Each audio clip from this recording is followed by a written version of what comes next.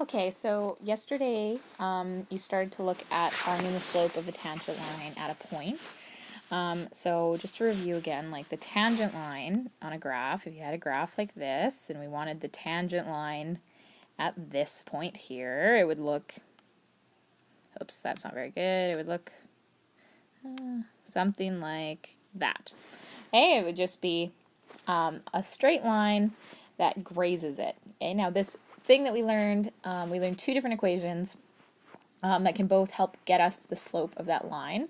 And remember, we talked about how that line, the way we get it is by thinking about secant lines. So remember, secant lines are lines like between that point and another point, right?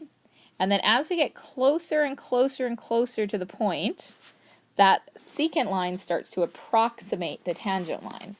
And the way that we describe it is we talk about it's the limit, okay, of that slope as the difference between the 2 points becomes 0. Okay, so there was two different ones. Okay, so there's two different equations that we saw that we were working with. There is the limit of x approaches a of f of x minus f of a over x minus a. And remember, that's just the formula for slope because it's change in y over change in x. Okay, and so that equation, what we're saying is that x and a are becoming the same point. X is getting closer and closer and closer to a. And that's when we're looking at the slope of a point at a. Okay, at x equals a. And then the other version, and I told you this is the version we're going to use more, and you got to just get used to that, is this one. Limit as h approaches 0, okay, of f of a plus h minus f of a over h. And remember, that's also slope. Okay, it's also slope. And we talked about how it's also slope, but it's still just the equation for slope. But now we're saying that the distance between x and a is approaching 0. So h is that distance between x and a, and it is getting smaller and smaller and smaller. So the distance between them is getting smaller and smaller and smaller, which makes it approach that tangent line. Okay, so these are the two sort of equations that we've been using. Yesterday we just saw a bunch of polynomial functions. I'm just going to show you a couple non-polynomial functions and how to work with them, and then you can start the assignment and figure it out. So let's give it a try. Okay, so if you had a function like, for instance, f of x equals the square root of 2x minus 1, and we wanted to find this at x equals 3, for instance. Okay, so if we did that, the way we do it, let's just use, I'm going to use the second version because that is the version that we're going to see the most often, so I'm going to use that one. So if we were using the second version of that rule, remember it's limit as h approaches 0 of f of a plus h minus f of a. I don't have my stylus, so if my writing's a little messy, forgive me.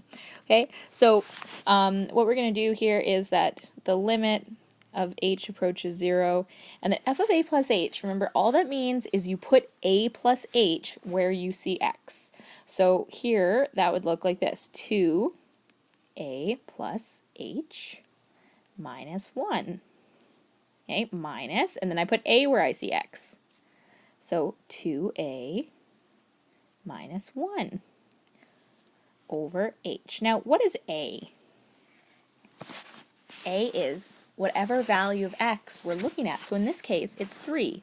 So I can plug 3 in there. So if I plug 3, and you could have done it right off the bat if you'd wanted, if you were keeping up with it. But if I plug 3 in there and I multiply that out, right, I'll get 2 times 3 is 6 plus 2 times h, so it's 2h. And minus 1, so it's 6 minus 1 is 5.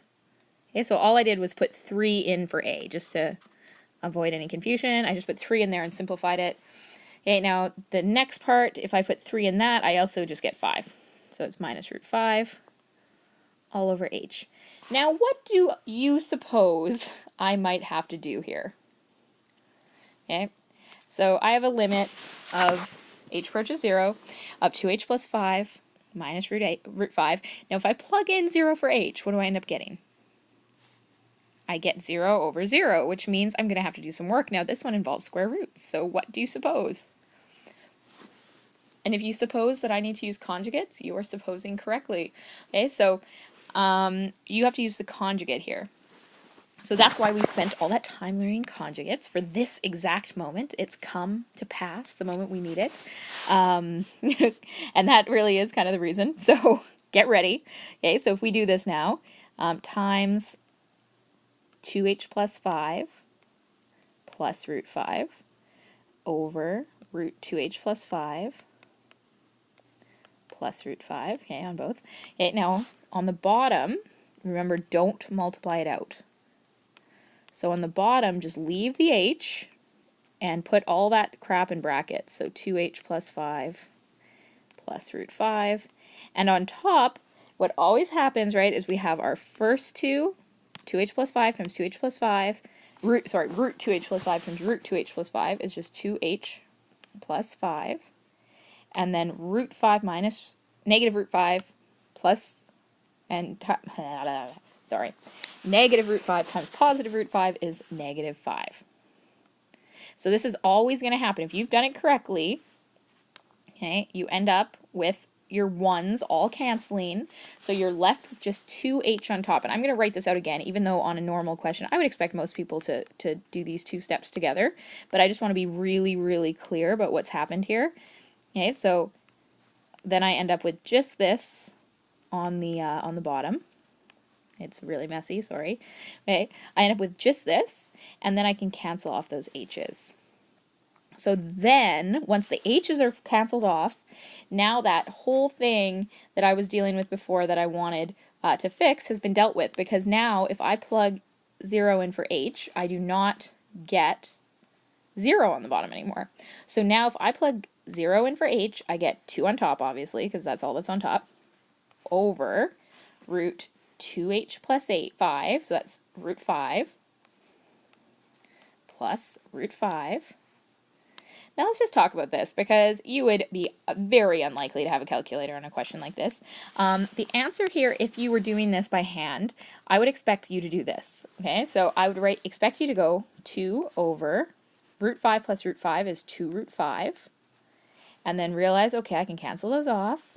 And then don't just write root 5. Please, God, don't just do that. The 2's cancel. There's still 1 on top. So it's 1 over root 5. And that is how I would like your answer to look, ideally. If you left it like this on a written response, that would be completely fine. I would give you full marks. It's correct. But on a multiple choice, please be aware that they would definitely finish it off to that. And you would have to be able to do that also. Okay, so if you see a square root sign, you need to remember that you're definitely going to end up using conjugates. Like, that's just the way it is. So if you see a square root sign in this unit, you're probably going to be looking at conjugates.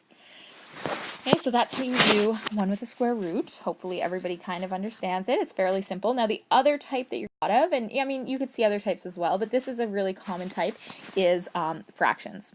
Okay, so for instance, let's just make one up here. If I gave you the fraction f of x is equal to 2 over 3x plus 1 at x equals 3, let's say. Okay, so if I'm doing this and I'm trying to use that function, okay, so the limit as h approaches 0 of f of a plus h minus f of a all over h. And remember here, 3 is my a value. So what I'm doing is I'm plugging 3 plus h into my x value at first.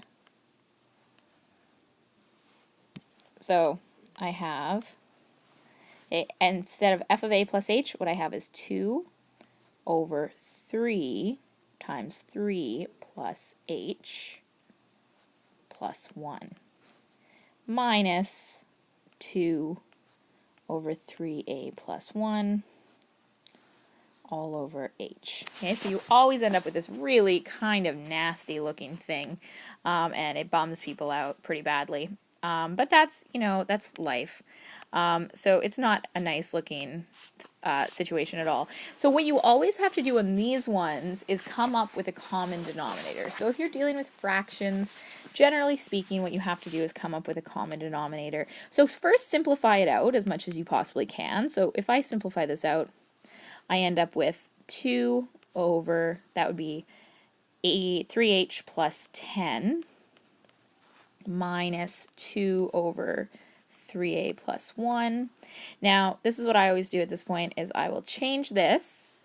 I will change the divide by h part. I will change this part. Divide by h is the same thing as multiplying by 1 over h, and I will do that right away.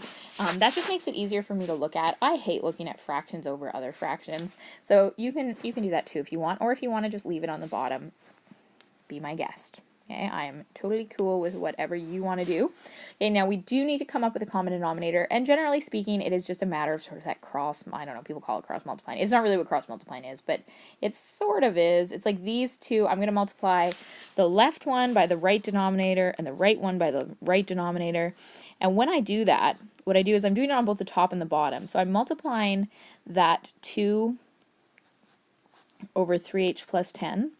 What I'm doing is I'm multiplying that on both the top and the bottom by 3a minus 1, or sorry, plus 1. So it's 2, and then I put 3a plus 1 up there, and I also put it on the bottom, 3a plus 1. Okay, so I have it on both the top and the bottom, and then I have the same thing over here when it's 3h plus 10. So I have 2 times 3h plus 10, and on the bottom I also multiply by 3h plus 10, so I end up with 3h plus 10. 3a plus 1. Oh, sorry, and I shouldn't have an a anymore. My goodness. I'm really sorry about that, guys. That's my bad. Actually, oh my god. I might just, yeah, you know what I'm going to do? I'm sorry if you've been keeping up with this. I'm just going to erase this line, and I'm going to replace this. Oh, and it's not going to let me. Okay, so really, at this point, okay, actually before this point, what I should have done, I should have put this a, I should have put the 3 in. So I'm just going to write it out again, but with the 3 put in. So if I put the 3, it's just going to make the question a little bit easier once that's in there. So sorry about that. If you didn't have a value, that's what you'd be doing. Now if I put 3 in there, I get 10, right? So it's 2 over 10. Okay, so which is 1 over 5. If you want to simplify it to 1 over 5, you might want to. Yeah, we could even simplify it to 1 over 5 right now. Okay, if I put that as 1 over 5. Okay. Now, so if you didn't have the value of a, which we are going to get to questions where you're not given a value for a, then you would have to do what I just did. But since we don't, I mean, we still kind of do what I just did. I'm going to multiply this whole fraction by 5 and this whole fraction by 3h plus 10. It's just going to be a little bit shorter, which is why I wanted to kind of stop myself, and I'm sorry about that. I know it's a little, and I don't like it when that happens either. But so I multiply both the top and the bottom by 5, so I have 2 times 5 on top and 5 times 3h plus 10 on the bottom. Okay, minus, and on this side I'm multiplying the 1 by 3h plus 10, so it's just 3h plus 10, because 1 times 3h plus 10 is 3h plus 10, over 5 3h plus 10. Now the point of this, and it's still times 1 over h. So the point of this is that now I have a common denominator, and so I can actually subtract these two things. Now what's extremely important here, and I can guarantee you a bunch of you are going to get this wrong, is that this subtraction symbol applies to both of those terms. Okay, it's like there's brackets around the 3h plus 10. So when you expand it out and when you make it into one fraction, which I know we all want to do right now because we have a common denominator, when we have a common denominator, we can turn it into one fraction. You have to remember to apply that negative to both of those. So what I have on top is 10 minus 3h minus 10, because the negative applies to that 10 as well. Okay, now what ends up happening here is I have my 10s cancel, because 10 minus 10. And then if I wanted to, I could expand this out a little bit. Well, no, I wouldn't expand it out, but I can write it out as one multiplication, because when we're multiplying fractions like this, where I have, I have this fraction negative 3h over 5, 3h plus 10 times 1 over h. I can multiply the tops together, so I have negative 3 and 1, or sorry, negative 3h and 1, which makes negative 3h, and then I have 5, 3h plus 10, and h. So I can put those all together, so it's 5h, 3h plus 10. I can change it into just one single fraction. And then my h's can cancel, as I was sure they would. Basically what happens here is that the h's in all these questions always, always, always cancel. So now I can plug 0 in for, I can plug 0 in for h. So I get negative 3 over 5 times 3 times 0 plus 10, which is, sorry, I'm just trying to find my pen. Okay, which is negative 3 over 50, which is a fantastic number. Okay, and so that is our slope of our tangent line of this graph at 3. And that would be a very, very slightly negative graph, but it would be like very close to 0, right? So if we actually graphed this and looked at the slope there, I would expect it to be like close to a horizontal line, is what I would expect.